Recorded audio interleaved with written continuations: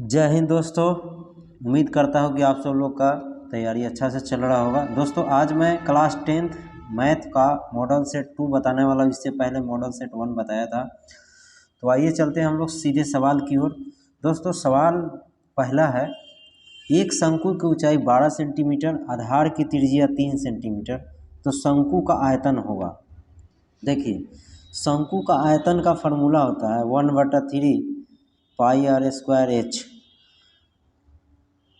तो 1/3 और पाई और आर का मान दिया हुआ है 3, तो 3 का स्क्वायर और एच का मान दिया है 12।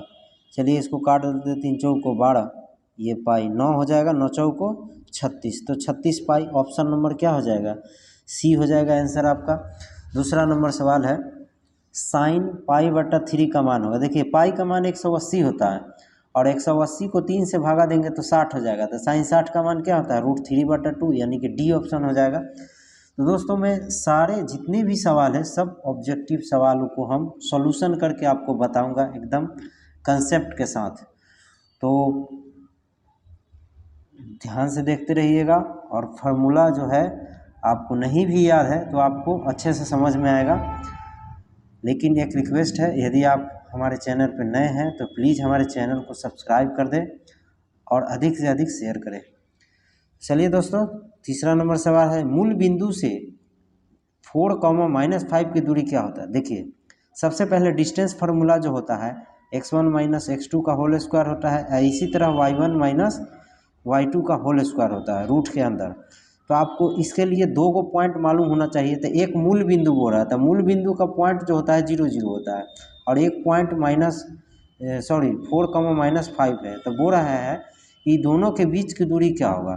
तो दोनों के बीच की दूरी के लिए सिंपल फार्मूला है ये, x1 मान लेते हैं 0 है, y1 ये 0 है, ये x2 है। तो 0 में से 4 को घटाएंगे और स्क्वायर कर देंगे, प्लस फिर 0 में से -5 को घटाएंगे तो +5 हो जाएगा, स्क्वायर करेंगे तो आप 4 का स्क्वायर कितना हो जाएगा 16 और 5 का स्क्वायर कितना हो जाएगा 25, जोड़ेंगे तो कितना हो जाएगा 41 और रूट के अंदर तो है ही, इसका मतलब रूट अंडर क्या हो जाएगा 41। ऑप्शन 3 का क्या हो जाएगा? सी हो जाएगा। एकदम सॉल्यूशन के साथ आपको समझाऊंगा, ध्यान से खाली देखते रहिए आप। किसी बाह्य बिंदु से वृत्त पर खींची गई स्पर्श रेखाओं की लंबाई होगी। देखिए किसी बाह्य बिंदु से वृत्त पर खींची गई स्पर्श रेखाओं की लंबाई जो होता है वो समान होता है, यानी कि बराबर होता है। तो ये ऑप्शन आपका बी हो जाएगा, याद रखिएगा, ऐसे सवाल को याद कर लीजिएगा। बिंदु a, b और -a, -b के बीच की दूरी क्या होगा? देखिए वही सवाल है डिस्टेंस फार्मूला वाला। तो ऐसा करते हैं, दोनों बिंदु जो दिया है उसमें से पहला में से दूसरा को घटाकर स्क्वायर कर देते हैं रूट अंडर में। चलिए पहला बिंदु में पहला जो है a, यहाँ पे पहला क्या है -a है, तो इसको में से इसको घटाएंगे तो माइनस फार्मूला में होता है माइनस पहले से है, और b में से b को घटाएंगे तो ये भी क्या हो जाएगा प्लस में हो जाएगा। देखिए b में से इसको घटाएंगे तो ये घटाव का चिन्ह पहले से है तो प्लस हो जाएगा, तो सेम हो जाएगा। ये कितना हो जाएगा 2a रूट अंडर और 2b रूट अंडर। तो आप देख सकते हैं 2a का स्क्वायर 4a स्क्वायर और 2b का स्क्वायर 4b स्क्वायर हो जाएगा, और दोनों में से हम लोग कॉमन ले लेंगे 4 और a square plus b square हो जाएगा। तो ये 4 का वर्गमूल क्या हो जाएगा 2 और a square plus b square क्या हो जाएगा अंदर ही रह जाएगा। इसे ऑप्शन हम लोग का हो जाएगा ऑप्शन नंबर बी हो जाएगा, 5 का ऑप्शन हो जाएगा आपका बी हो जाएगा। और इसमें सी भी हो जाएगा। देखिए ये 4 आया है ना, और ये देखिए सी में भी है और ये बाहर वाला भी है, ये भी है। इसका मतलब कि आपका आंसर डी हो जाएगा। इस तरह के सवाल देंगे तो इस तरह से आपको सॉल्व करें। बिंदु इतना किस चतुर्थांश में है? तो देखिए ये तो प्लस प्लस में है, चतुर्थांश आपको मालूम हुआ पढ़ाए थे, ये फर्स्ट है, सेकंड है, थर्ड है, फोर्थ है। फर्स्ट में सब प्लस प्लस, सेकंड में माइनस प्लस, और थर्ड में होता है माइनस माइनस, और फोर्थ में होता है प्लस माइनस। तो ये तो प्रथम चतुर्थांश में है, इसीलिए आंसर हो जाएगा ए। तीसरा है सातवां है, किसी वृत्त की परिधि 14 सेंटीमीटर, वृत्त का व्यास होगा। देखिए वृत्त की परिधि होता है 2πr, अब परिधि दिया हुआ है कितना 44, तो 44 लिख देंगे। 2 × 22/7 अगुने आर, ये 44 है, ये भी 44, कट जाएगा तो आर बराबर ये 7 क्रॉस हो जाएगा, 7 आ जाएगा। तो हम लोग को क्या ज्ञात करना है, व्यास। वृत्त का व्यास होता है 2r, यानी त्रिज्या का दुगुना होता है, तो 7 है तो कितना हो जाएगा 14। ये ऑप्शन आपका क्या हो जाएगा सी। 8 नंबर सवाल है, दो वृत्तों की परिधियों का अनुपात इतना है तो उनकी त्रिज्याओं का अनुपात क्या होगा। देखिए जब परिधियों का अनुपात देगा तो त्रिज्याओं का अनुपात भी उतना ही हो जाएगा, यानी कि ऑप्शन आपका क्या हो जाएगा बी हो जाएगा। अब इसी तरह अगर क्षेत्रफल का अनुपात पूछेगा तो जो ये दिया हुआ है परिधि का या त्रिज्या का अनुपात देगा तो इसको स्क्वायर कर देंगे तो 16 हो जाएगा और 9 हो जाएगा, तो 16:9 हो जाएगा आंसर। इसीलिए फिलहाल यहाँ पे तो त्रिज्याओं का अनुपात पूछा है तो यही होगा, यानी ऑप्शन आपका वही हो जाएगा, यानी कि बी हो जाएगा 8 का। 9 का सवाल है, 9 नंबर सवाल है, द्विघात बहुपद इतना के शून्यक होंगे। देखिए शून्यक जब पूछ रहा है तो इतना बराबर क्या लिख देंगे 0, तो x² - 5 बराबर 0 करेंगे, x² बराबर 5 हो जाएगा और रूट चढ़ा देंगे तो प्लस माइनस आपको मालूम है कि √5 होता है, प्लस माइनस √5 हो जाएगा x का मान। तो प्लस माइनस √5 कहाँ है, ये है, ऑप्शन नंबर सी हो जाएगा। √5 प्लस माइनस √5 को हम लोग एक बार प्लस में लिख सकते हैं, एक बार माइनस में लिख सकते हैं, इसीलिए आंसर हो जाएगा आपका सी हो जाएगा। 10वां नंबर सवाल है, भाज ए और भाजक बी के लिए a बराबर BQ प्लस R में R के लिए कौन सत्य है। देखिए R का मान जो होता है ये विभाजन एल्गोरिथम वाला ये प्रमेय है, थ्योरम है, जिसको आपको याद रखना चाहिए। तो 10 का आंसर जो है आपका हो जाएगा सी हो जाएगा। R का जो मान होता है B से छोटा होता है और 0 से बड़ा होता है और बराबर भी होता है, तो ये आपका आंसर हो जाएगा 10 का सी, ये याद रख लीजिएगा, बहुत इंपॉर्टेंट है। निम्न में कौन अपरिमेय संख्या है। देखिए ये अपरिमेय संख्या चुनना है, तो अपरिमेय संख्या आपको मालूम है वे होते हैं जो रूट में होते हैं, तो अपरिमेय संख्या के लिए ये 5 5 कट जाएगा तो 1/√2 हो जाएगा, यानी कि यही हो जाएगा और बाकी सब कोई नहीं होगा, तो ये ऑप्शन आपका 11 का आंसर हो जाएगा ए। 12 नंबर सवाल है दोस्तों, प्लीज़ यदि नए हैं तो हमारे चैनल को सब्सक्राइब करें। 12 नंबर सवाल है, द्विघात समीकरण इतना के शून्यक अल्फ़ा, बीटा हो तो अल्फ़ा × बीटा का मान होगा। देखिए अल्फ़ा × बीटा का मान फार्मूला होता है C/A।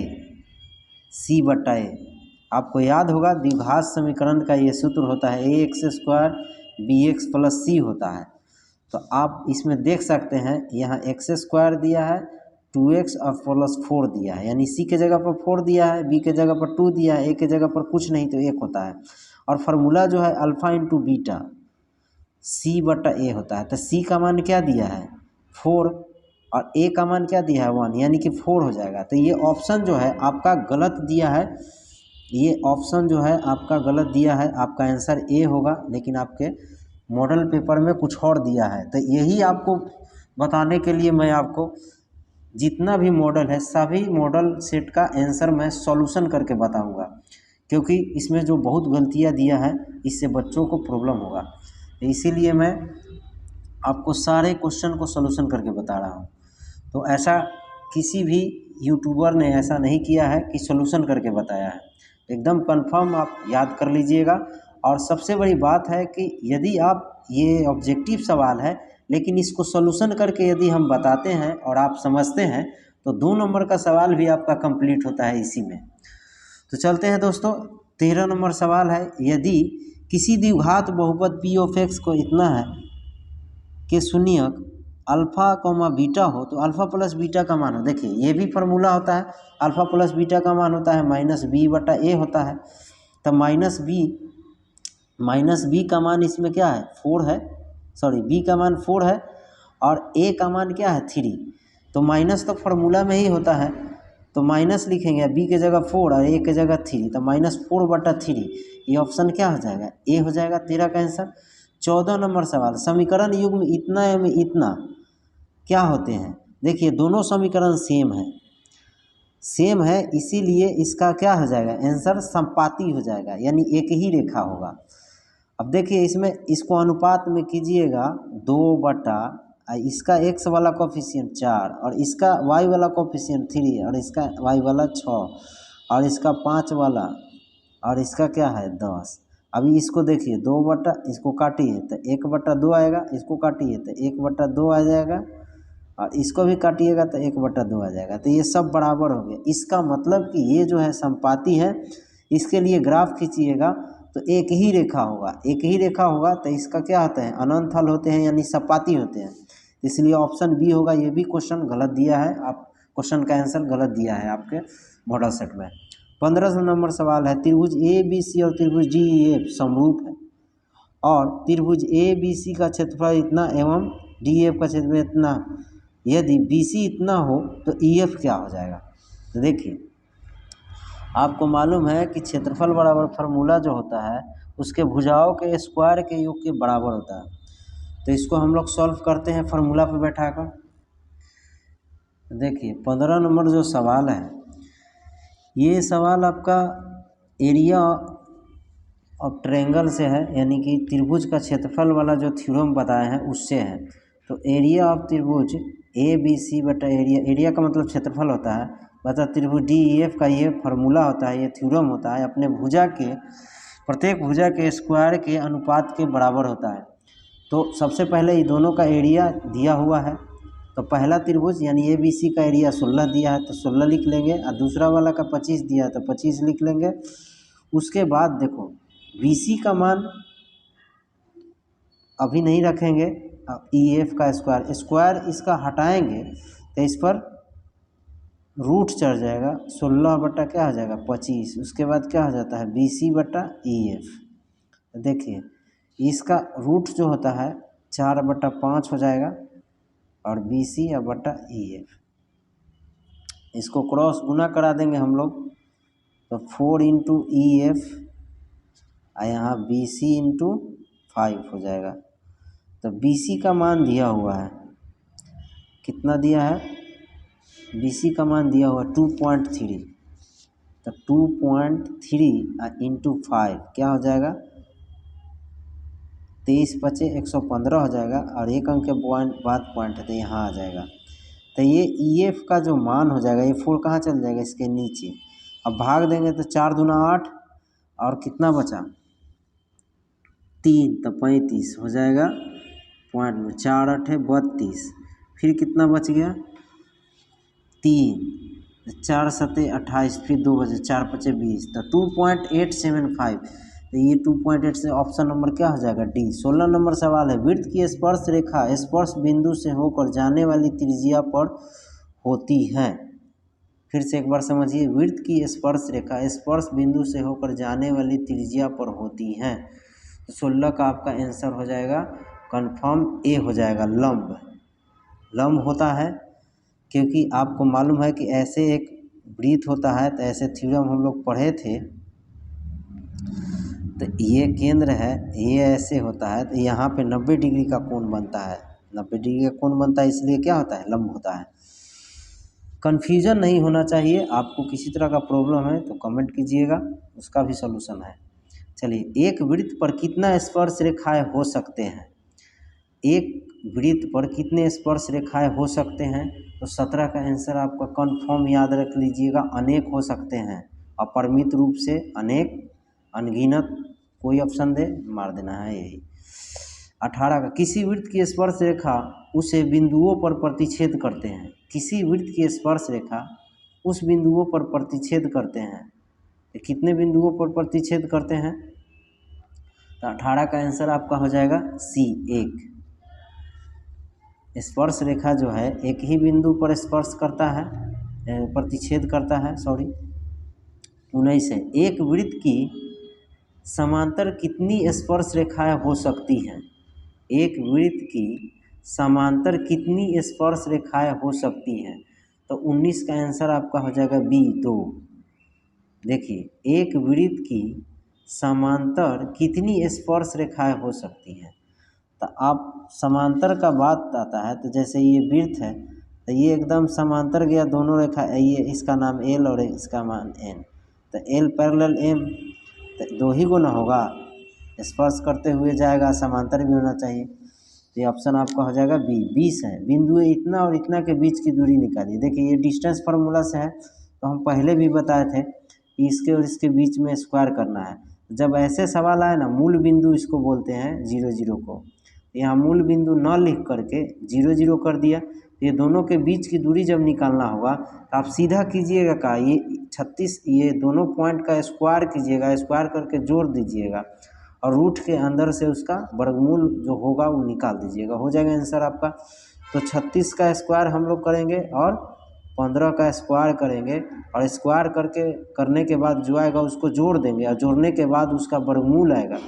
तो वर्गमूल आपका इसका जो हो जाएगा 20 का वर्गमूल हो जाएगा आपका 39, सॉरी 20 का जो 36 और 15 का स्क्वायर करके जो जोड़ के जो भी संख्या आएगा वो उसका आंसर आपका हो जाएगा 39। आप करके देख लीजिएगा, सॉल्यूशन लंबा हो जाएगा, इसीलिए मैं आपको ये बताना चाहता हूँ। ये सवाल 21 नंबर है, बोला इतना इतना कहलाता है। ये जो फार्मूला है आपका, ये अंतः बिंदु विभाजन सूत्र का फार्मूला है या बाह्य का। तो देखिए ये इसमें प्लस है इसीलिए अंतः विभाजन है, और बाह्य विभाजन कहेगा तो सिर्फ यहाँ माइनस हो जाएगा, जहाँ जहाँ प्लस दिख रहा है ना वहाँ माइनस हो जाएगा, तो वो बाह्य विभाजित हो जाएगा। आज जिसमें माइनस नहीं है यानी कि ये प्लस है तो वो अंतः विभाजन वाला है। तो 21 का आंसर आपका ए हो जाएगा। 22 है, सरेख त्रिभुज के क्षेत्रफल होते हैं 0 होता है, ये ऑप्शन आपका 22 का क्या हो जाएगा, बी हो जाएगा। 23 नंबर सवाल है, द्विघात समीकरण इतना बराबर 0 तो x का मान होंगे, x बराबर, ये इस तरह का सवाल देता है तो फार्मूला होता है -b प्लस माइनस √(b²-4ac) होता है। तो b² - 4ac तो है यहाँ पे, इसमें है और किसी में नहीं है, बटा 2a होता है। तो 2a तो सब में सॉरी तीनों में है, लेकिन यहाँ पे है 2a, लेकिन -b इसमें नहीं है। तो आप ध्यान से देखिए, यहाँ जब प्लस होता है द्विघात समीकरण के सूत्र में तब यहाँ माइनस होता है। यदि ये माइनस पहले ही से है तो माइनस माइनस क्या हो जाएगा, प्लस, यानी कि 23 का आंसर आपका सी हो जाएगा। 24 नंबर सवाल है दोस्तों, 24 नंबर सवाल है, यदि AP का प्रथम पद A और पदांतर D हो तो nवां पद होगा। देखिए nवां पद के लिए फार्मूला जो होता है A + n - 1 × D, nवां पद निकालने के लिए, इसी को हम लोग TN बोलते हैं। तो 24 का आंसर जो है आपका ए हो जाएगा। 25 नंबर, ये फार्मूला ही है, यदि किसी AP का प्रथम पद A पदांतर D हो तो n पदों का योग का फार्मूला होता है n/2 2a + n - 1 × D। ये ऑप्शन आपका हो जाएगा 25 का सी हो जाएगा। ये फार्मूला ही है, कंफर्म आप याद कर लीजिएगा, सॉरी देख लीजिए। 24 का आंसर हो जाएगा, प्रथम पद A है, पदांतर D है, तो nवां पद A + n - 1 × D, ये फार्मूले होते हैं, TN का फार्मूला होता है। nवां पद को ही हम लोग क्या बोलते हैं, TN बोलते हैं। ये A + n - 1 × D होता है, ये AP का फार्मूला है। उसी तरह n/2 2a + n - 1 × D, ये पदों का योग वाला फार्मूला होता है। तो ये ऑप्शन 25 का सी हो जाएगा। 26 नंबर सवाल है, समांतर श्रेणी इतना का 30वां पद क्या होगा। तो ये इसी फार्मूला पर हम लोग बैठा देंगे तो आ जाएगा, T30 A + n - 1 होता है, तो n के जगह 30 रखेंगे × D। तो ध्यान से देखिएगा, ये हो जाएगा A का मान क्या है 10, प्रथम पद बोलते हैं, और 30 - 1 29 हो जाएगा × D का मान कितना दिया हुआ है, इसमें से इसको घटा देंगे, 7 में से 10 को घटाएंगे, दूसरा पद माइनस पहला, तो -3 हो जाएगा। तो ये हो गया 10, 19 तिया कितना हो जाएगा, 9 तिया 27, 2 तिया 6 2 तिया 6 व 2 8, 87 हो जाएगा। इसको घटाएंगे तो क्या हो जाएगा, -77। तो 26 का आंसर जो हो जाएगा आपका आंसर बी हो जाएगा। 27 नंबर सवाल है, समांतर श्रेणी इतना का 11वां पद क्या हो जाएगा। देखिए ये भी वही सवाल है, सेम सवाल है, तो आप इसको सॉल्व कीजिएगा। T11 और A का मान कितना है -3, और n के जगह 11 है, -1 × D। D का मान देखिए, D का मान होता है, दूसरा पद में से पहला को घटाएंगे तो -1/2, इसको घटा देंगे तो -1/2, माइनस माइनस क्या हो जाएगा, प्लस। एलसीएम ले लेंगे तो -1 3 दूना 6/2, इस जगह 5/2, तो यहाँ हम लोग क्या रखेंगे -3 और 11 में से 1 घटाएंगे तो क्या हो जाएगा 10 और डी के जगह पर अभी हम लोग निकाले हैं 5/2 तो ये काट देंगे तो कितना हो जाएगा -3 और 25 घटा देंगे कितना आ जाएगा 22।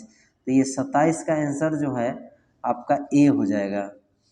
28 नंबर सवाल है सभी वर्ग आपस में होते हैं, सभी वर्ग आपस में क्या होते हैं, तो 28 का आंसर आपका हो जाएगा डी समरूप होते हैं। सॉरी ये 28 का आंसर जो आपका हो जाएगा डी हो जाएगा, सभी वर्ग आपस में समरूप होते हैं। त्रिभुज ABC तथा त्रिभुज DE की संगत भुजाएं समानुपाती हैं तथा संगत कोण बराबर है तो त्रिभुज ABC तथा त्रिभुज DEF में संबंध होगा। देखिए दो त्रिभुज है, दोनों त्रिभुज की संगत भुजाएं समानुपाती है और संगत कोण भी बराबर है तो ये दोनों त्रिभुज क्या हो जाते हैं। 29 का आंसर हो जाएगा आपका बी हो जाएगा, सर्वांगसम हो जाएगा। ये बहुत अच्छा सवाल है, बच्चे गलती करता है इसमें समरूप भी कर देता है तो ऐसा नहीं होगा। जब उसका कोण भी बराबर है, भुजाएं समानुपाती है तो ये 29 का आंसर आपका हो जाएगा बी सर्वांगसम हो जाएगा। हालांकि ऐसे थ्योरम हम लोग, ये क्वेश्चन थोड़ा डाउटफुल लगता है तो दोस्तों इसको हम लोग बाद में देख लेंगे।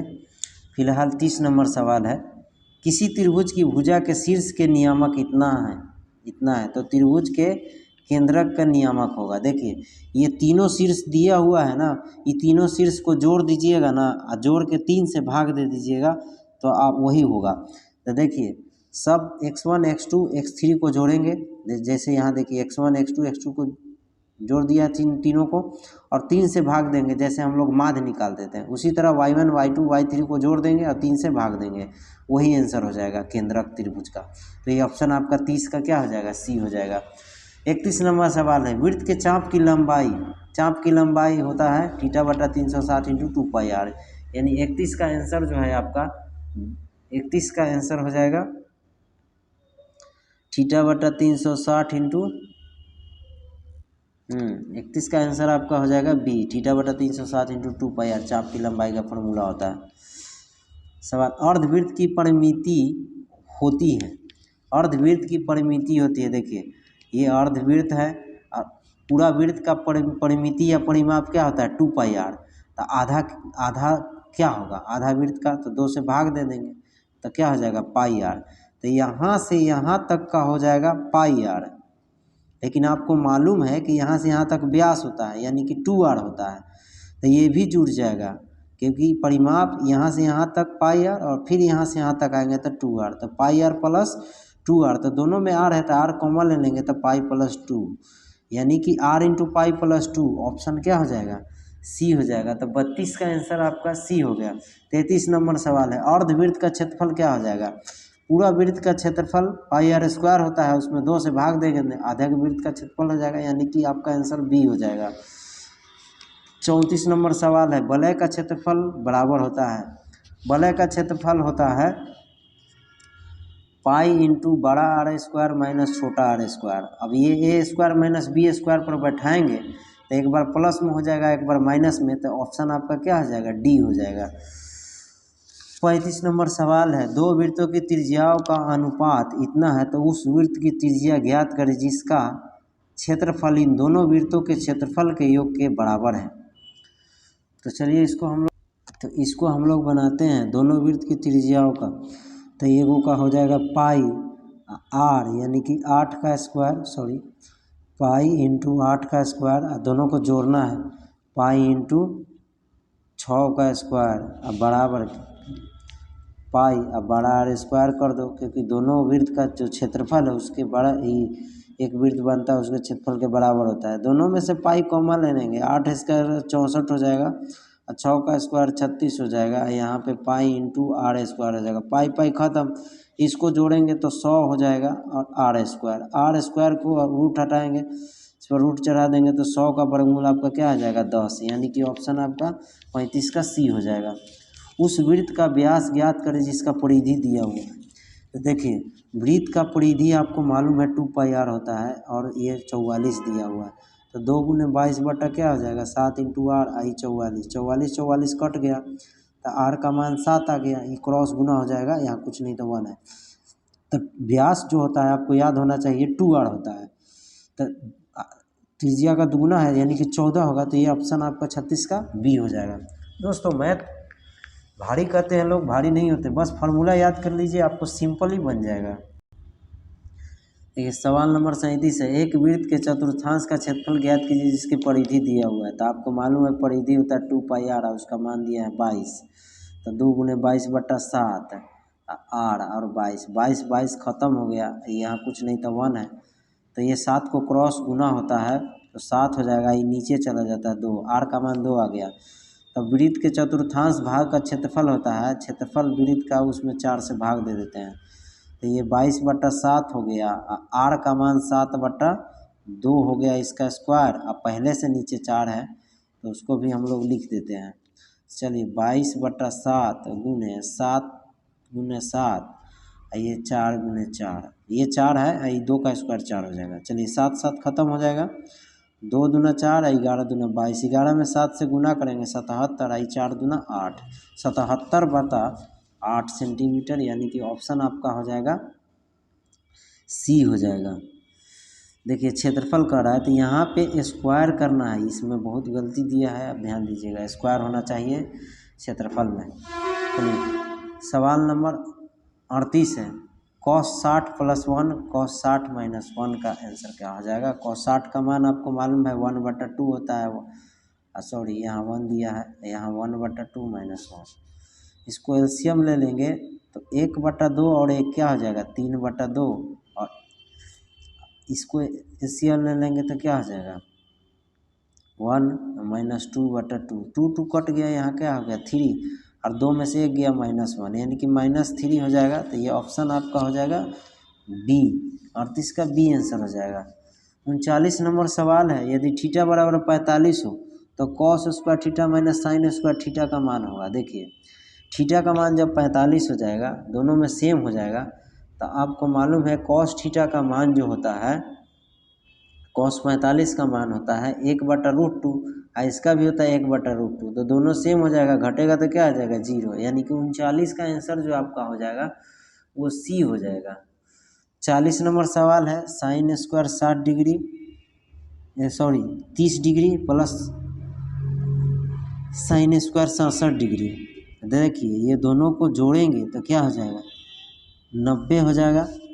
तो इसमें से चेंज करते हैं हम लोग, चेंज करने का तरीका क्या है, दोनों में से किसी एक को चेंज कीजिए। साइन स्क्वायर 63 डिग्री है तो इसको चेंज कर दीजिए, तो ये हो जाएगा साइन स्क्वायर, और 90 माइनस 63 करेंगे तो 17 आ जाएगा, और नीचे वाला को भी चेंज कर दीजिए, तो कॉस स्क्वायर 90 माइनस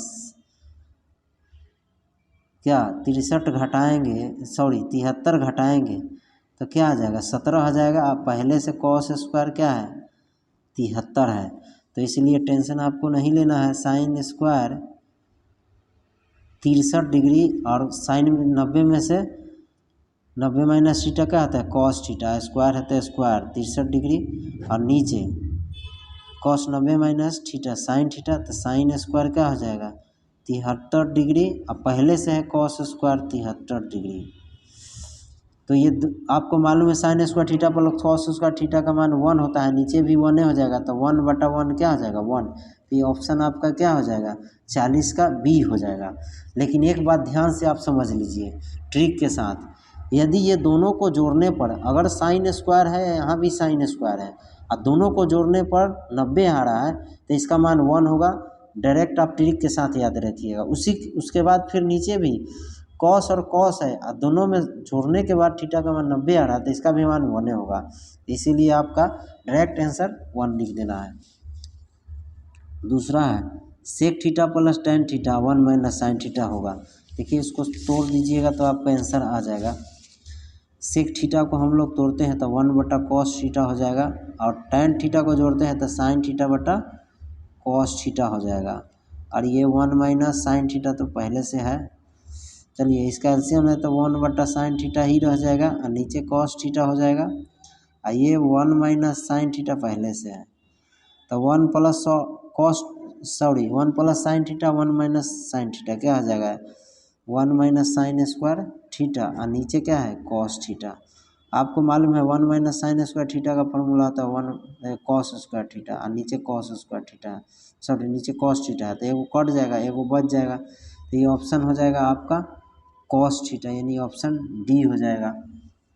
सवाल नंबर 42 है 1 प्लस टेन स्क्वायर ए अब 1 प्लस कॉट स्क्वायर ए। चलिए 1 प्लस टेन स्क्वायर ए ठीक है, लेकिन नीचे वाला को 1 प्लस टेन स्क्वायर ए लिख सकते हैं। इसको नीचे ले जाएंगे तो कॉट का उल्टा टेन होता है, तो इसको एलसीएम ले लेंगे तो ऊपर वाला तो ठीक है 1 प्लस टेन स्क्वायर ए 1 प्लस इसको क्रॉस गुना करा देंगे तो ये हो जाएगा टेन स्क्वायर ए और प्लस 1 बटा टेन स्क्वायर ए। तो इसको हम लोग ऊपर ले जाएंगे तो टेन स्क्वायर ए हो जाएगा और 1 प्लस टेन स्क्वायर ए और नीचे भी आप देख रहे हैं टेन स्क्वायर ए प्लस या 1 प्लस टेन स्क्वायर ऐसे लिख देंगे तो ये 1 हो जाएगा, कट जाएगा तो टेन स्क्वायर ए बचेगा। तो इसका मतलब कि आपका टेन स्क्वायर ए आंसर हो जाएगा डी 42 का। 43 नंबर सवाल है सेक स्क्वायर थीटा होता है। सेक स्क्वायर थीटा बराबर फार्मूला होता है, ये फार्मूला होता है sec square minus tan square theta बराबर 1 वाला से। देखिए sec square theta minus tan square theta बराबर 1 होता है, तो इसको उस तरफ ले जाएंगे तो प्लस में हो जाएगा। तो सेक स्क्वायर थीटा का फार्मूला होता है 1 प्लस टेन स्क्वायर थीटा, तो ये ऑप्शन आपका 43 का सी हो जाएगा। 1 प्लस कॉट स्क्वायर होता है, देखिए इसका भी फार्मूला होता है cosec square theta minus cot square theta बराबर 1 होता है। तो अब इसमें पूछ रहा है किसका मान पूछ रहा है 1 प्लस कॉट स्क्वायर, तो इसको आपको अभी अभी लिखे थे ये उस तरफ ले जाएंगे तो कॉस स्क्वायर थीटा 1 प्लस क्या हो जाएगा कॉट स्क्वायर थीटा, तो यानी कि कॉसेक स्क्वायर थीटा होगा। तो कॉसेक स्क्वायर थीटा आपका बी में है ऑप्शन नंबर।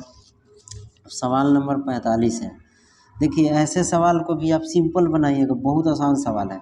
देखिए यहाँ कोई भी त्रिकोणमितीय अनुपात है और उसका विपरीत नीचे है, यानी टेन का उल्टा कॉट है या कॉट का उल्टा टेन रहेगा और ये दोनों को जोड़ने पर 90 आ जाएगा, तो इसका मान 1 होगा। देखिए 26 और 64 को जोड़ेंगे तो 90 आ जाएगा। आपको मालूम है इसको चेंज करेंगे तो ये भी 10 में आ जाएगा, कट जाएगा 1 हो जाएगा, यानी कि इसका आंसर पी हो जाएगा। अगर यहाँ साइन रहता नीचे कॉस रहता और थीटा का मान जोड़ने पर 90 आ जाता तो वो भी कट के 1 हो जाता, इसलिए याद रखिएगा ये ऑप्शन आपका 45 का सी हो जाएगा। 46 में निम्न में से कौन सी परियक्ता का मान नहीं है, देखिए ये माइनस नहीं होता है, उसके बाद ये वाला भी नहीं होगा।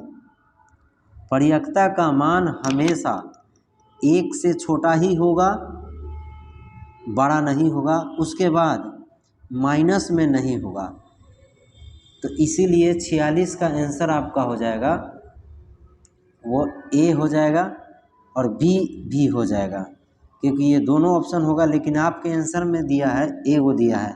लेकिन याद रखिएगा परियक्ता का मान हमेशा 1 से बड़ा नहीं होता है और माइनस में नहीं होता है, तो ये भी नहीं होगा ये भी नहीं होगा, ये दोनों ऑप्शन याद रखिएगा, आपके मॉडल पेपर में गलत दिया है। 2 मित्र एक सिक्के को उछालते हैं, यदि उनमें से एक जीतने की परियक्ता का मान 0.17 है तो दूसरे मित्र के जीतने की परियक्ता क्या होगा। आपको मालूम है कि प्रोबेबिलिटी यानी परियक्ता का मान 1 होता है और उसमें से 2 पासा है, एक सिक्का में से दो को पहलू होता है चीत और पट।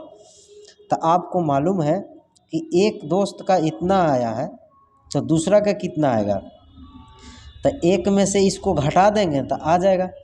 तो 0.71 है, यहाँ पॉइंट के बाद कुछ नहीं तो अपना मन से 0 रखेंगे तो ये 10 हो जाए, 10 में से 1 गया 9, 9 हो गया, 9 में से 7 गया 2, यहाँ ये ख़त्म हो गया क्योंकि एलसीएम सॉरी हासिल लिए थे तो ये ख़त्म हो गया, तो यहाँ 0, तो 0.29 हो जाएगा, तो 0.29 आपका ऑप्शन सी हो जाएगा। किसी परीक्षण में अधिकतम एवं न्यूनतम पर मानों का अंतर कहलाता है, यहाँ देखिए गलती है, पर के जगह पर चढ़ होगा, तो इसका आंसर 48 का आपका हो जाएगा डी हो जाएगा। किसी परीक्षण में अधिकतम एवं न्यूनतम चर मानों का अंतर परिसर कहलाता है। याद रखिएगा, ये फॉर्मूला है, इस पर सवाल मैथ आता है।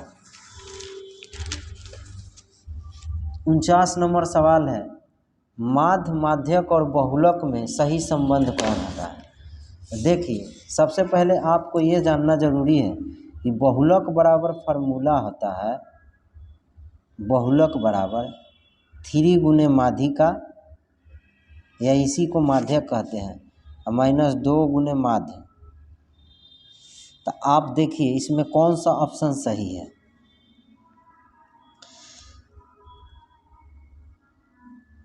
3 गुने 49 का आंसर आपका हो जाएगा। देखिए ये माध्य है, ये माइनस बहुलक है। देखिए इसमें 3 से गुना करा दिया है, तो इसको सॉल्व करके देखिए आप, तो आपको कंप्लीट हो जाएगा माध्य। आई बहुलक है, देखिए उसको 3 से गुना कराइए तो 3 गुने माध्य 3 गुने माध्यिका हो जाएगा। तो देखिए ये माध्य इधर आ जाएगा, वो तो घट जाएगा, या तो इसको इधर ले आइएगा, इसको इधर ले आइएगा, तो ये माइनस में है तो प्लस में हो जाएगा, तो 3 गुने माध्यिका हो जाएगा। इसको इधर ले आइएगा तो माइनस में हो जाएगा, तो एगो इसमें से घट जाएगा, तो 2 गुने माध्य हो जाएगा। ये उधर चल जाएगा तो प्लस में हो जाएगा। तो यानी कि ऑप्शन आपका सी हो जाएगा, माध्यिका वाला ये संबंध, ये फार्मूला होता है, याद रखिएगा। बहुलक बराबर 3 गुने माध्यिका माइनस 2 गुने माध्य, इस पर भी सवाल आता है, तो ये याद रखिएगा हमेशा के लिए। 50 का आंसर है, इसमें कौन बहुलक है। तो बहुलक इसमें वो होगा जो सबसे ज़्यादा बड़ा आया है। तो सबसे ज़्यादा बड़ा आपका 50 का क्या आया है, इसमें 2 ही आया है, 2 सबसे ज़्यादा बड़ा आया है, इसीलिए ऑप्शन आपका डी हो जाएगा। 51 नंबर सवाल है, यदि एक उदग्र खंभे की ऊंचाई तथा उसकी भूमि पर छाया की लंबाई समान है तो सूर्य का उन्नयन कोण क्या हो जाएगा। देखिए एक उदग्र खंभा है, मान लो ये खंभा है, इसका ऊंचाई जो है उसकी भूमि से छाया, छाया मतलब परछाई होता है, जो छाया बनता है, हम आदमी का भी बनता है, पाया, दीवार, घर, सबका छाया बनता है। तो ये बोल रहा है कि ऊंचाई भी उतना ही है और उसका छाया भी उतना ही बन रहा है, तो थीटा का मान कितना होगा। तो जब ऐसे स्थिति होगा तो थीटा का मान 45 डिग्री होगा, यानी कि ऑप्शन आपका हो जाएगा सी हो जाएगा। तो 51 का आंसर आपका सी हो गया। अब 52 नंबर, यदि ए और बी दो ऐसे न्यून कोण हो कि साइन ए बराबर कॉस बी, तब ए प्लस बी का मान क्या होगा। देखिए ऐसे स्थिति में आपको समझना है, साइन ए और कॉस बी, टेबल को याद कीजिए, साइन और कॉस कब बराबर होता है, 45 में। साइन 45 और कॉस 45 दोनों का मान 1/√2 ही होता है। तो आप बताइए जब बराबर होगा उस समय, तो उस समय दोनों को थीटा का मान क्या रहेगा, 45। तो 45 दोनों को जोड़ देंगे तो कितना आएगा, 90। तो यहाँ पे वही पूछ रहा है, तब ए प्लस बी का मान बताइए। तो ये थीटा के जगह ए रखा है, बी रखा है, तो वहाँ 45 होगा, 45 45 90, यानी ऑप्शन क्या हो जाएगा, 52 का सी हो जाएगा आपका। 53 नंबर सवाल है, बिंदु इतना के बीच की दूरी बताइए। देखिए हम पहले भी बताए थे, तो इसको रूट अंडर कर दीजिए, और 4 में से 2 को घटाइए तो 2 बचेगा, स्क्वायर कर दीजिए, और फिर -1 में से -3 को घटाइएगा तो ये क्या हो जाएगा, 2 का स्क्वायर 4, और ये देखिए -1 में से -3 घटा है तो -4 हो जाएगा, तो 4 का स्क्वायर करेंगे तो 16 हो जाएगा, ये 20 हो जाएगा, जोड़ देंगे तो। आपको मालूम है कि 4 गुने 5 लिखेंगे, 4 का वर्गमूल 2 होता है, और 5 तो रह जाएगा अंदर, तो 2√5, तो 2√5 इस ऑप्शन में कहाँ है, डी में है। तो 53 का आंसर आपका डी हो गया। 54, दो बेलनों की त्रिज्याओं का अनुपात इतना, उनकी ऊंचाइयों का अनुपात इतना, तो उनकी आयतनों का अनुपात बताइए। तो चलिए सब कुछ दे दिया है। तब फार्मूला होता है πr²h, फार्मूला आपको याद रहना चाहिए। मैथ में आधा भूमिका जो है आपका फार्मूला ही रहता है। चलिए दो बेलनों की त्रिज्याओं का अनुपात, तो चलिए पहला बेलन त्रिज्या क्या दिया है, 1, फार्मूला होता है πr²h, याद रखिएगा बेलन का आयतन।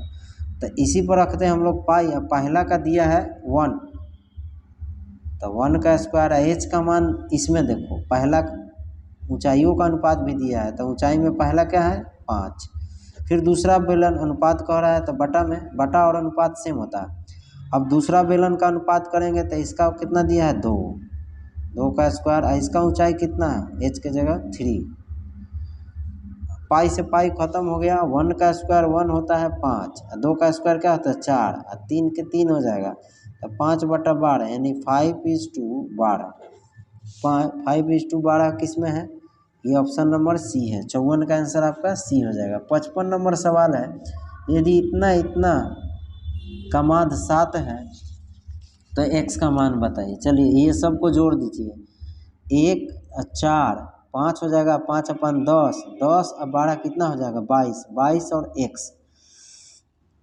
22 प्लस x सबको जोड़ देंगे। आई कै गो है 5 गुना है तो 5 से भाग दे देंगे, अब माध्य होता है तो माध्य दिया है 7, इसको 22 प्लस x क्रॉस गुना कर दो 35 से, 22 जाकर उधर घट जाएगा तो कितना बच जाएगा, 35 में से 22 घट जाएगा तो क्या हो जाएगा 3 हो जाएगा, ये 1 हो जाएगा 13, यानी कि ऑप्शन आपका हो जाएगा सी हो जाएगा। सवाल नंबर 56, tan 30 sin 30 cot 60 और cosec 30 का मान होगा। चलिए इसका मान रख दीजिए, सिंपल आपका आंसर हो जाएगा। 1/√3 होता है tan 30 का, sin 30 का मान 1/2 और cot 60, देखिए tan 60 का मान √3 होता है और cot 60 कह रहा है तो उसका उल्टा हो जाएगा 1/√3, और sin 30 का मान जो होता है 1/2 होता है, और जब उसका उल्टा कह रहा है cosec तो क्या हो जाएगा 2 हो जाएगा, तो 2 2 खत्म, आई √3 3 तो 1/3 हो जाएगा। तो ऑप्शन आपका क्या हो जाएगा बी। तो 56 का आंसर आपका बी हो गया। 57, एक घन संपूर्ण पृष्ठीय क्षेत्रफल इतना है तो इसका आयतन बताइए।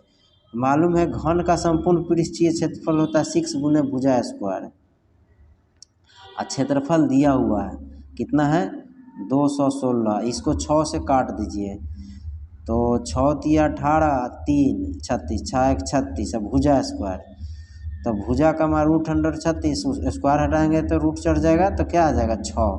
तो जब इसका आयतन निकालेंगे तो आयतन जो होता है घन का भुजा क्यूब होता है, भुजा का पावर 3, तो 6 का जब पावर 3 कीजिएगा, 6 का पावर 3 कीजिएगा तो कितना आ जाएगा 216 ही आएगा, लेकिन सेंटीमीटर क्यूब हो जाएगा, याद रखिएगा। तो ये ऑप्शन आपका क्या हो जाएगा डी हो जाएगा। इनमें से कौन द्विघात समीकरण नहीं है, देखिए सबसे बड़ी बात यहाँ एक्स क्यू है, ध्यान से समझिएगा। ये a माइनस बी का होल क्यू पर तोड़ेंगे तो इसमें भी एक क्यू आएगा, यानी एक्स क्यू हो जाएगा, तो ये एक्स क्यू कट जाएगा, तो ये द्विघात समीकरण है। फिर अब इसमें आते हैं, देखिए यहाँ एक्स स्क्वायर है और यहाँ भी एक्स स्क्वायर है, तो यहाँ 2 गो है, यहाँ ये गो है, तो ये भी है। इसमें देखिए इसमें तोड़ेंगे तो आएगा एक्स स्क्वायर, एगो होगा एक्स स्क्वायर, ए प्लस बी पर तोड़ेंगे, यहाँ 3 गो एक्स स्क्वायर है, तो ये भी द्विघात समीकरण है। अब बच गया ये, तो यही एक द्विघात समीकरण है जो इसमें से आपको तोड़ने पर 58 का आपको हो जाएगा डी हो जाएगा। देखिए इसमें थोड़ा मिस प्रिंट है, इसको √100x है और +3 है, जब इसको स्क्वायर तोड़िएगा तो निकलेगा तो 2x ही निकलेगा, 3 का स्क्वायर 9 हो जाएगा, उसके बाद 2ab। तो अब आप बताइए, सॉरी इसमें भी एक्स स्क्वायर, ये x जो है बाहर है, मिस प्रिंट नहीं है, तो ये रूट स्क्वायर करेंगे तो √2 तो हट जाएगा, लेकिन x का एक्स स्क्वायर हो जाएगा और ये 2ab हो जाएगा। अब बराबर में क्या है 2x स्क्वायर, तो 2x स्क्वायर +5, तो 2x और 2x कट जाएगा, तो यहाँ x उस वगैरह जो भी बचेगा तो द्विघात समीकरण नहीं होगा, यानी ऑप्शन आपका क्या हो जाएगा डी। 59 है, समान ऊंचाई वाले 2 बेलनों के आयतनों का अनुपात 9:16 है, तो उनके वक्रपृष्ठ क्षेत्रफलों के अनुपात क्या हो जाएगा। देखिए इसको ध्यान से समझिएगा। तो यहाँ पे सवाल जो दिया है समान ऊंचाई है 2 बेलन का, 2 बेलन है उसका ऊंचाई समान है, तो उसके आयतनों का अनुपात दिया है। आपको मालूम है कि πr² होता है, अब पाई इसको वो बड़ा आर मान लो, h तो दोनों का समान है, क्या है 9/16 अनुपात दिया था। पाई से पाई खत्म, h से h खत्म।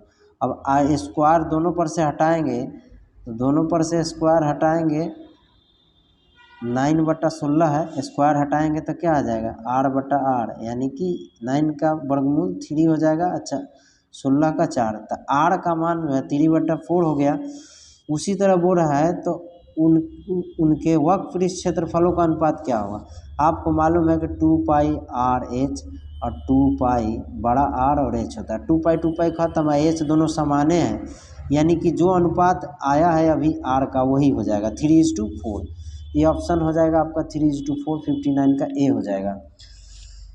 60 यानी 60 का बिंदु इतना इतना में शामिल होने वाले रेखा खंड AB का मध्य बिंदु, AB का मध्य बिंदु है तो y बराबर क्या होगा। देखिए ये जो बिंदु P है, A और B में शामिल होने वाले रेखाखंड AB का मध्य बिंदु है, यानी बीच का है। तो ध्यान से समझिएगा, ये AB एक रेखा है और दोनों का पॉइंट दिया हुआ है, इसके बीच में ही मध्य बिंदु है। तो ये कोऑर्डिनेट ज्योमेट्री का फार्मूला है। तो P ऑफ 5,6 बराबर मध्य बिंदु का फार्मूला होता है, ये दोनों को जोड़ के 2 से भाग दिया जाता है। तो 4 + 6/2 और फिर y वाला को y में जोड़ते हैं तो 5 + y/2। तो देखिए इसमें x का मान ये है और ये x वाला टर्म यहाँ है, फिर y वाला टर्म ये है, ये y वाला, तो ये वाला टर्म जो है y वाला y के बराबर हो जाएगा। तो 6 बराबर 5 + y, अब बटा में 2 इसको क्रॉस कर देते हैं गुना, क्योंकि y का मान निकालना है, इसीलिए हम लोग क्या कर रहे हैं x वाला से मतलब नहीं रख रहे हैं। इसको गुना कर देंगे तो 12 हो जाएगा, 5 + y, 5 को इधर ले आएंगे तो 7 बच जाएगा, यानी y का मान 7 होगा। तो इसमें ऑप्शन क्या हो जाएगा बी। 61 नंबर सवाल है, दो लगातार संख्याओं का मौसा क्या हो जाएगा। दो लगातार संख्या हम लोग लेंगे, चाहे 1 ले, 2 ले, या 2 ले, 3 ले, या 4 ले, या 5 ले, तो आपको मालूम है मौसा इसमें क्या होगा, क्योंकि दोनों एक दूसरे में अलग है, यानी दोनों को किसी भी पहाड़ा से नहीं गुना भाग दे सकते हैं, सिर्फ 1 के अलावा, यानी कि दोनों का मौसा वही होगा क्या 1। तो ये ऑप्शन आपका क्या हो जाएगा 1 हो जाएगा, याद रखिएगा। दो क्रमिक सम संख्याओं का HCF यानी कि मौसा होगा, HCF को ही मौसा बोलते हैं, हायर कॉमन फैक्टर होता है। तो दो क्रमिक सम संख्या ले लेते हैं, मान लेते हैं 2,4, तब इसका मौसा क्या हो जाएगा। तो मौसा जब निकालेंगे तो आपको मालूम है 2 का 2 ही हो जाएगा गुणनखंड, 4 का 2 × 2 होता है, दोनों में मिलता है वही मौसा होता है, तो 2 ही ना मिल रहा है।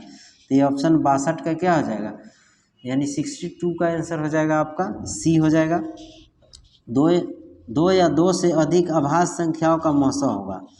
देखिए 2 या 2 से अधिक अभाज्य संख्या का मौसा जब निकलेगा तो ये भी सवाल बहुत समझने लायक है, ध्यान से देखिए। अभाज्य संख्या जो होता है 2, 3, 5, 7, यानी कि ये सब अपने आप से कटता है। तो जब अपने आप से ही कटता है, यानी 2 2 से कटेगा, 3 3 से कटेगा, ये तो कोई से कटेगा ही नहीं, तो एक ही संख्या बचता है जो सब में लग जाता है, तो क्या है 1। इसका मतलब कि इसका मौसा जो होगा क्या होगा 1 होगा, यानी कि ए ऑप्शन हो जाएगा। नहीं समझे, देखिए 2 × 1 लिख सकते हैं 2 को, फिर 3 को क्या लिखेंगे 3 × 1 लिखेंगे, और फिर 5 को क्या लिखेंगे 5 × 1 लिख सकते हैं। तो 1 ना सब में मिल रहा है, बाकी सब तो नहीं मिल रहा है, तो जो मिलता है वही मौसा होता है। तो इसीलिए क्या हो जाएगा 63 का 1 हो जाएगा। 64 दो लगातार विषम संख्याओं का मौसा क्या हो जाएगा। तो दो लगातार विषम संख्या मान लेते हैं, 3 लेते हैं और 1 ले लेते हैं, तो मौसा इसका भी क्या हो जाएगा 1 होगा। और 3 लेंगे, 5 लेंगे, इसका भी 1 होगा, क्योंकि ये सब क्या है अलग है एक दूसरे से। तो ये ऑप्शन आपका 64 का क्या हो जाएगा बी हो जाएगा। 65 नंबर सवाल है, दो सह अभाज्य संख्याओं का HCF होगा। सह अभाज्य जो होता है उसका HCF बताना है। देखिए सह अभाज्य जो संख्या होता है वो दो संख्या अगर होगा तो दोनों अलग अलग पहाड़ा में आएगा, टेबल में आएगा, वही सह अभाज्य होता है। जैसे यहाँ 9 और 16 है, ये 9 अलग होगा, 16 अलग हो जाएगा, तो इसमें HCF क्या होगा, ये तो कोई से नहीं लगेगा, एक दूसरे से लगेगा ही नहीं। इसका मतलब कि दोनों में कॉमन क्या हो जाएगा 1, यानी कि ऑप्शन आपका 65 का क्या हो जाएगा ए। यदि ए और बी अभाज्य संख्याएं हैं तब इनका एलसीएम है, तो जो अभाज्य संख्या दिया जाता है ना उसको गुना करा देते हैं तो एलसीएम आ जाता है। तो 66 का आंसर आपका क्या हो जाएगा? सी, क्योंकि यही दोनों को गुना करेंगे तो ए बी हो जाएगा, तो सी ही होगा। अब देखिए यहाँ पे सवाल है, छोटी से छोटी भाज्य और अभाज्य संख्याओं के एचसीएफ तथा एलसीएम का गुणनखंड होगा। तो आपको मालूम है छोटी से छोटी भाज्य संख्या और अभाज्य संख्या बताना है। तो भाज्य संख्या वे होते हैं जो दूसरे के पहाड़ा में भी आ जाते हैं, दूसरे से भी कटता है, जैसे 2 हो गया, 4 हो गया, 6 हो गया, ये भाज्य संख्या है। 8 हो गया, 9 हो गया, दूसरे पहाड़ा से भी कट सकता है। उसके बाद ये 2 नहीं होगा। उसके बाद बोल रहा है अभाज्य संख्या। तो अभाज्य संख्या वे होते हैं जो अपने आप से कटता है, वे भी बताएं। तो 2 हो गया, फिर 5 हो गया, फिर क्या हो गया 7 हो गया, फिर 11 हो गया। अब ये जो है अपने आप से ही कटता है। तब बोल रहा है, इसको ध्यान से समझिएगा, इसमें बोल रहा है कि दो संख्याओं का छोटी से छोटी भाज्य और अभाज्य संख्याओं के एचसीएफ तथा एलसीएम का गुणनखंड होगा।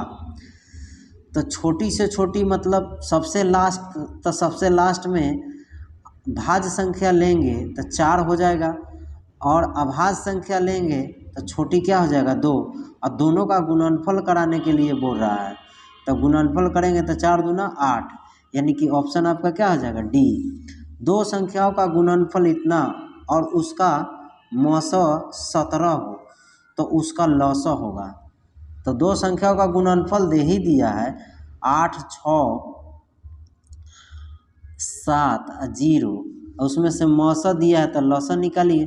तो मौसा इंटू लौसा होवे करता है लौसा, मौसा का मान 17 दिया है तो 17 से इसमें भाग दो, 17 पचे 85, एक बचा तो 17 एक मरतबे 510 आ गया लौसा। तो 510 ऑप्शन किस में है? डी में है।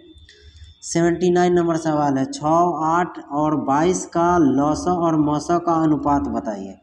देखिए जब इसका लौसा निकालेंगे तो ध्यान से देखिए, 6 को हम लोग 2 गुने 3 लिख सकते हैं। उसके बाद 8 को क्या लिखेंगे 2 गुने 2 गुने 2।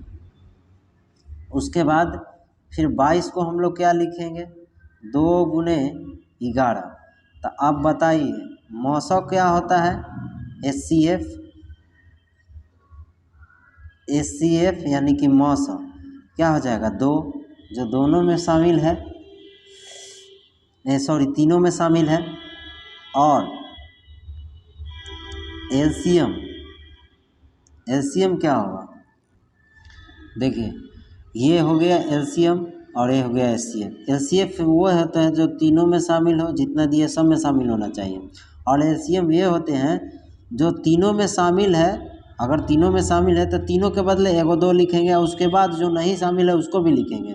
तो 3 को लिखेंगे, फिर 2 को 2 बचल है वो भी लिखेंगे, यहाँ 3 भी लिख दिए और 11 भी लिख दिए। तो ये दोनों को हम लोग एलसीएम आ गया, एचसीएफ और एलसीएम। इसमें बोल रहा है कि लौसा और मौसा का अनुपात बताइए। तो लौसा पहले लौसा यानी कि एलसीएम, तो एलसीएम हम लोग का यही है। और उसके बाद बोल रहा है मौसा, तो मौसा का मान कितना है 2, ये दोनों का अनुपात बताना है। तो एलसीएम ऊपर रहेगा, एचसीएफ नीचे रहेगा 2, इसको भाग दे देंगे तो कितना आ गया, ये 2 से 2 कट गया, तो 2 दूना 4 4 तिया 12, 12 इंटू 11 कुछ नहीं, नीचे कुछ नहीं तो 1 हो, 12 1 मरतबे 12, 12 1 मरतबे 12 1, 12 का 2 हो जाएगा, 12 1 13, ये आ गया। तो 132:1, ये ऑप्शन किस में है? ये ऑप्शन आपका हो गया ए हो गया। 70 नंबर सवाल है, संख्या इतना तथा इतना का एचसीएफ गुने एलसीएम बताइए। तो एचसीएफ गुने एलसीएम बताना है इसका। तो इसमें तो सिंपल सवाल है कि एचसीएफ गुने एलसीएम बराबर पहला संख्या गुने दूसरा संख्या, यानी दोनों संख्या का गुणनफल होता है। तो दोनों संख्या का गुना कर दो, 5 6 30, 30 और 2 को 0, यानी कि ऑप्शन डी हो जाएगा 3000। यदि इतना तथा इतना का एचसीएफ, ये दोनों का एचसीएफ जो है इतना दिया हुआ है के रूप में हो तो एम का मान बताइए। देखिए ये सवाल बहुत अच्छा है। इसको हम लोग क्या करते हैं, पहले HCF निकालते हैं। HCF निकालने के लिए हम लोग क्या करेंगे, 65 और 117 का HCF निकालते हैं। तो 65 को भाग देंगे 117 से, क्योंकि जो ज़्यादा रहता है उसी से भाग दें। एक मरतबे देंगे तो क्या आ जाएगा 65, आई घटाएंगे तो कितना आ जाएगा 52, फिर 52 को घेरेंगे तो 65, फिर 65 एक मरतबे 52 कितना आ जाएगा 13, फिर 13 से लगाएंगे 52 में तो कितना हो गया 13 को 52, ख़त्म हो गया, कट गया। यानी कि HCF क्या आ गया, HCF क्या आ गया 13। अब मालूम है कि HCF दोनों को निकाल के, ध्यान से समझिएगा, ये दोनों संख्या का HCF लिखा है 65m माइनस 117, तो HCF के जगह हम लोग लिख देते हैं 65f माइनस 117 बराबर में 13। चलिए 65m 117 को उधर ले जाएंगे तो 13 में जुड़ जाएगा तो 130 हो जाएगा। 65 दूना क्या होता है 130, तो m का मान क्या आ गया 2, तो ये ऑप्शन आपका क्या हो गया B 71 का। 72 नंबर सवाल है, HCF m है इतना हो, LCM है, बताइए LCM इसमें क्यों कौन होगा। तो देखिए ये भी सवाल बहुत सिंपल है, ध्यान से समझिएगा खाली। देखिए इसका फार्मूला जो होता है HCF गुने LCM, HCF गुने LCM बराबर दोनों संख्याओं का गुणनफल होता है। तो दोनों संख्या 392 और 3216 दिया हुआ है, इसको गुना करा देते हैं तो 392 और 3216 दो संख्याओं का गुणनफल ये हो गया। इसमें से LCM गुने HCF, तो LCM दिया हुआ है 8, LCM निकालना है, तब क्या करेंगे ये 8 से इसमें भाग दे देंगे तो LCM बराबर 392 गुने 3216। अब इसको 8 से भागा दे देते हैं तो कितना आ जाएगा 8 चौको 32 और 5, 8 चौको 32 और 7 8 9 72। अब इसको गुना करवा देते हैं 49 को 32 और 16 को, तो आपका आंसर आ जाएगा 72 का A हो जाएगा। इतना आ जाएगा आंसर, आप गुना करके देख सकते हैं, सिंपल सवाल है। 73 नंबर सवाल, x तथा इतना का लसाअ 90 है और मसा 5 हो तो x का मान बताइए। देखिए ये दो संख्या दिया है और दोनों संख्या का गुणनफल आपको मालूम है, अभी अभी बताएं, LCM गुने HCF बराबर पहला संख्या गुने दूसरा संख्या, पहला संख्या x दूसरा संख्या 45, और LCM और HCF भी दिया हुआ है 90, आई कितना दिया है 5, तो x गुने 45, 45 दूना 90, 5 दूना 10, तो x का मान क्या आ गया 10। ये ऑप्शन आपका क्या हो जाएगा C हो गया।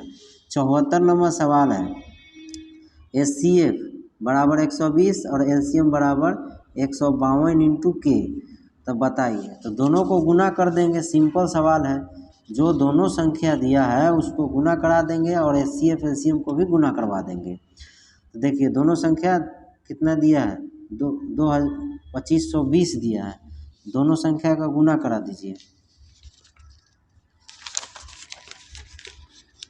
2520 गुने 66 बराबर LCM गुने तो 120 आप गुना करवा दीजिए। LCF और LCM दिया है, LCM 52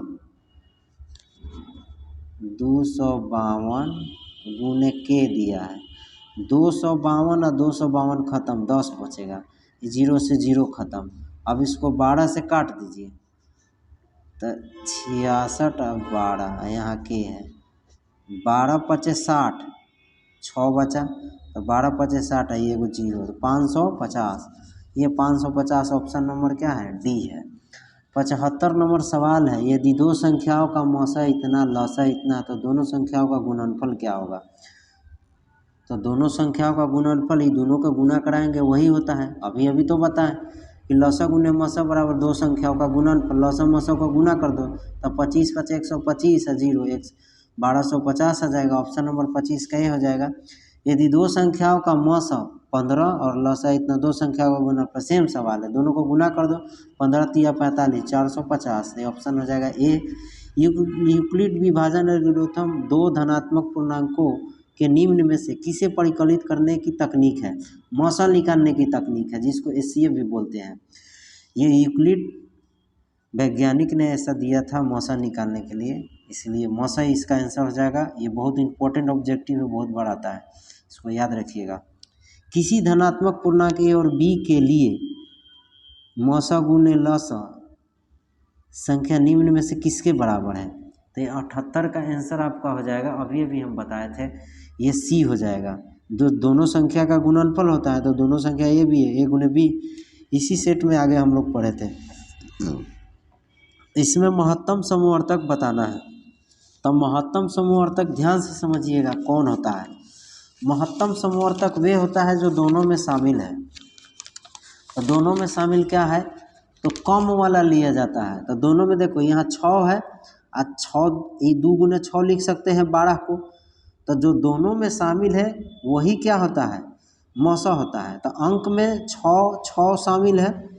चलिए, एक्स में यहाँ 4 है, यहाँ एगो है, तो एगो लिखाएगा, कम वाला लिखा था। वाई यहाँ एगो है तो एगो, यानी कि 6xy। तो ये ऑप्शन आपका क्या हो जाएगा? डी। दो संख्याओं का लसा इतना है, इनमें से कौन इनका मौसा नहीं हो सकता है? तो चलिए ध्यान से देखिए, जो दिया है उससे भाग देते हैं, इसमें अगर होगा तो वो होगा, जो नहीं भाग दियागा पूरा पूरा वो नहीं होगा। देखो 3 से तो ये हो जाएगा, फिर ये 5 से भी हो जाएगा, 200 से 20 खत्म, फिर 15 में 2 से ही नहीं होगा, इसलिए ऑप्शन बी हो जाएगा।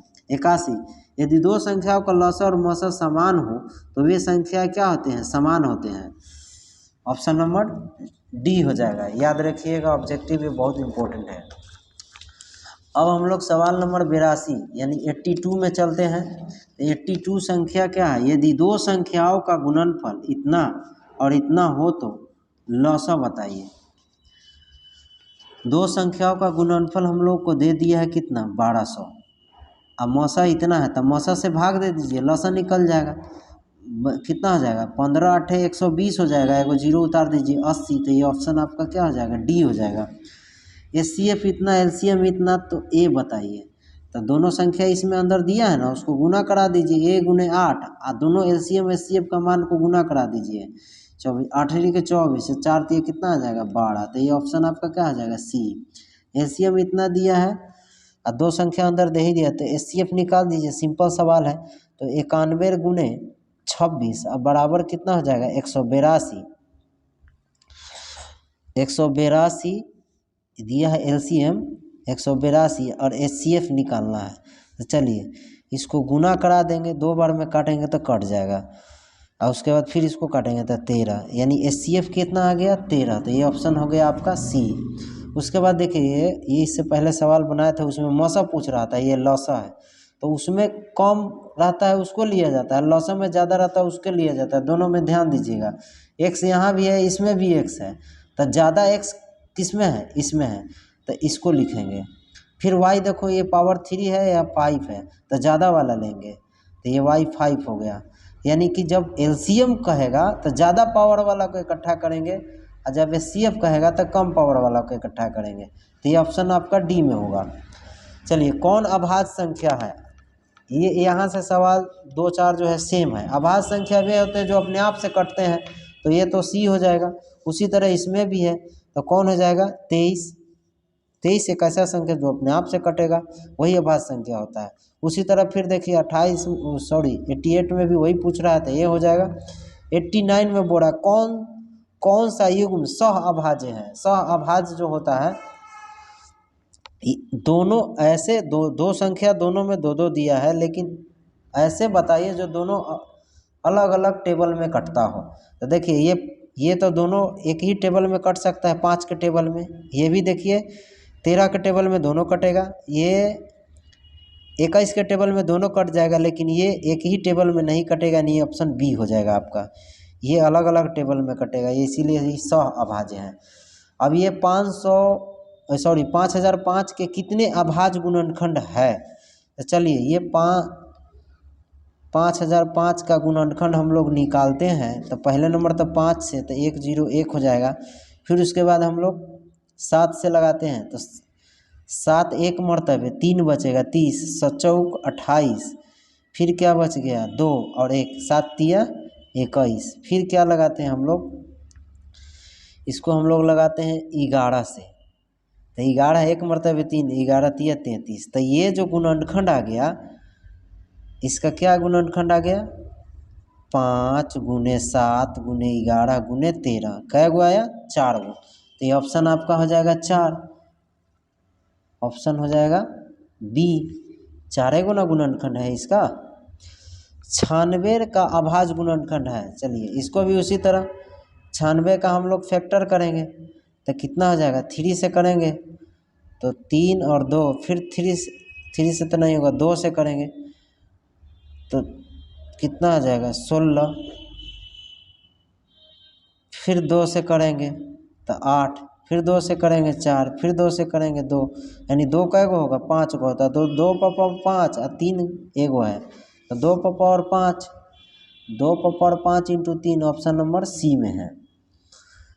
अब इसमें उसी तरह बताना है कि अभाज्य गुणनखंड में 3 का अधिकतम घातांक क्या होगा। 3 का अधिकतम घातांक बताना है, यानी घात बताना है, पावर बताना है। तो 80, 38 और 25। चलिए 3 से ही लगा देते हैं, पता चल जाएगा। 3 एक मरतबे, 3 दूना 6, 2, 3 7 21, 1 15, 3 बचे 15। फिर 3 से लगा के देखते, 3 चौको 12, 3 दूना 6, 1 3 बचे 15। अब फिर 3 से लगाते हैं तो 3 एक मरतबे, 3 चौको 12 नहीं कटेगा। अब दूसरा कुछ से कटेगा, 5 से कटेगा, तो 5 8 40 और 5 5 25, तो ये 85 हो जाएगा। अब इसमें 3 का घात बोल रहा है तो 3 2 गो है, इससे ज़्यादा नहीं होगा। तो यानी कि 3 पे पावर 2 लिखेंगे, 2 को 3 का मतलब, तो 3 पे पावर 2। तो आपका आंसर क्या हो जाएगा, घात 2, यानी कि ऑप्शन ए में है। 2 को इसका घात क्या हो जाएगा, 3 का 2 हो जाएगा। फिर उसी तरह पूछ रहा है, सेम क्वेश्चन है, बस इसको गुणनखंड कीजिएगा। तो सेम पूछ रहा है कि अभाज्य गुणनखंड में 5 का अधिकतम घातांक क्या हो जाएगा। तो 93 का आंसर जो आपका हो जाएगा वो सी हो जाएगा, सी। आप इसको भाग दे के देखिएगा, इसी तरह फैक्टर निकालिएगा ना, तो 5 पे पावर 5 आ जाएगा। और भी गुना होगा लेकिन उससे मतलब नहीं, 5 का अधिकतम घात बताइए, तो 5 का घात 5 हो जाएगा। उसी तरह फिर इसका निकालिएगा तो 2 का अधिकतम घात क्या होगा, तो फिर इसी तरह दीजिए ना भाग, सेम तो सवाल है। 2 से भाग देंगे तो 7, फिर 2 0, फिर 2 से भाग देंगे, फिर 2 से देंगे, फिर 2 से देंगे, कितना आ जाएगा 90, फिर 2 से देंगे 45। अब 2 से कटने वाला नहीं है, तो यानी 2 कितना है, 1 2 3 4 5, 5 गो है।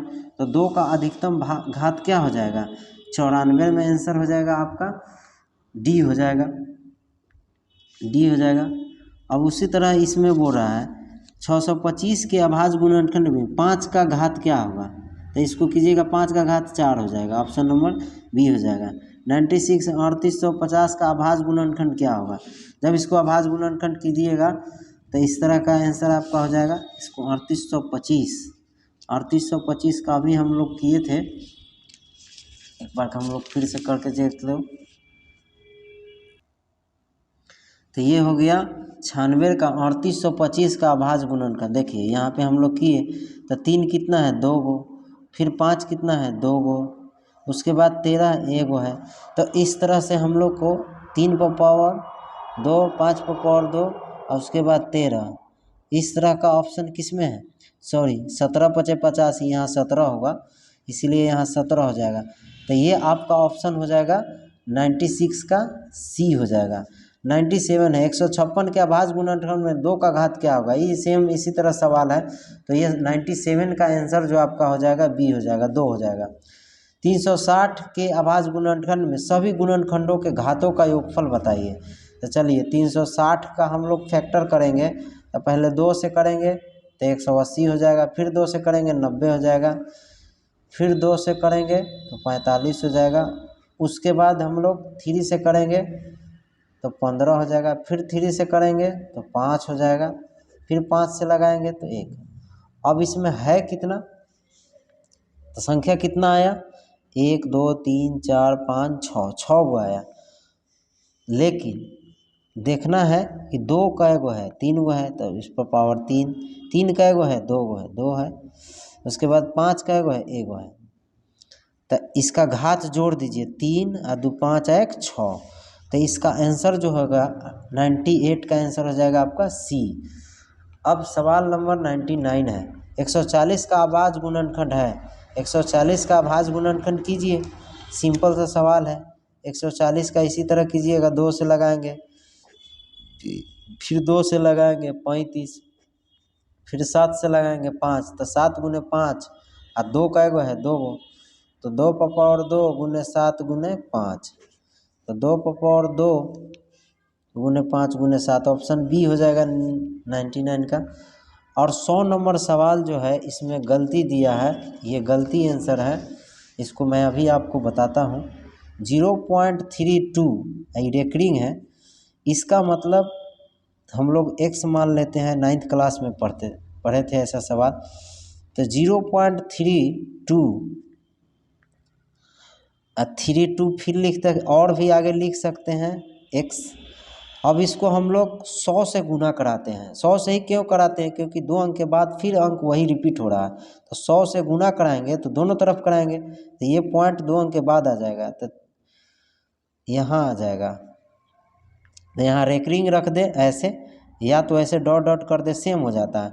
अब 100 से इसमें भी गुना कराएंगे तो 100x हो जाएगा। अब करते क्या है, पहला वाला समीकरण को इसमें से घटा देते हैं। तो आप देखिए 0.32 पर बार लगा है, यहाँ भी बार लगा सकते हैं। इसमें से उधर वाला उधर घटेगा, तब बताइए इसमें से ये 100 में से x घटेगा तो 99x हो जाएगा, और इसमें ये घट जाएगा तो ये पॉइंट के इधर वाला सब खत्म हो जाएगा। यहाँ क्या बचेगा, 32 बचेगा, और ये 99 कहाँ आ जाएगा, नीचे। तो 32/99 है, यहाँ x हो जाएगा, तो ये ऑप्शन 32/99 हो जाएगा। जो ऑप्शन क्या हो जाएगा आपका, ए हो जाएगा, लेकिन आपके बुक में ऐसा नहीं दिया है, इसीलिए यही आंसर होगा। तो दोस्तों उम्मीद करता हूँ कि आपको ये पूरे जो 1 से 100 तक मैथ था उसको हमने सॉल्यूशन करके आपको बताया, समझ में आया होगा। तो अपने दोस्तों को भी शेयर करें।